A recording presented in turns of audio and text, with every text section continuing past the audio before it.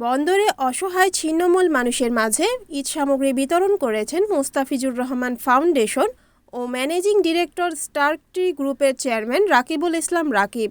১৯ March রোজ বৃহস্পতিবার নাসিক ২১ নং ওয়ার্ডস্থ রূপালী ওয়াসা সংলগ্ন এলাকায় ২০০ জন অসহায় ও ছিন্নমূল মানুষের মাঝে এ ঈদ সামগ্রী বিতরণ করা হয়।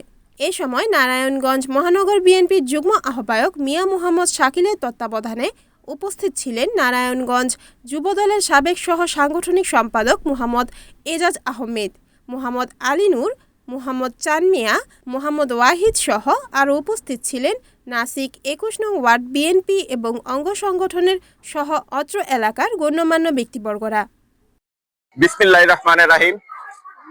মুস্তাফিজুর রহমান ফাউন্ডেশনের উদ্যোগে স্টার্ক ট্রি গ্রুপের ব্যবস্থাপনা পরিচালক এবং মুস্তাফিজুর রহমান ফাউন্ডেশনের চেয়ারম্যান জনাব রাকিবুল ইসলাম রাকিব ভাইয়ের সার্বিক সহযোগিতায় আজকে নারায়ণগঞ্জ সিটি কর্পোরেশনের আওতাধীন ৩ থানা এবং ২৭টি ওয়ার্ডে দরিদ্রদের মাঝে ঈদ সামগ্রী বিতরণ করা হচ্ছে।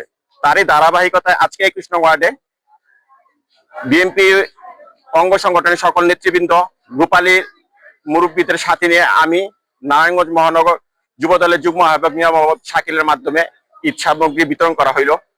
আপনারা সবাই রাকিব ভাইয়ের জন্য দোয়া করবেন, রাকিব ভাই যাতে সবসময় আমাদের পাশে ভাবে থাকতে পারে ইনশাআল্লাহ। রাকিব ভাইয়ের পক্ষ থেকে সবাইকে অগ্রিম ঈদ শুভেচ্ছা জানাই। সবাইকে ঈদ মোবারক। ধন্যবাদ সবাইকে। আসসালামু আলাইকুম। রিপোর্ট মেহেদী হাসান প্রান্ত, NAN TV, নারায়ণগঞ্জ।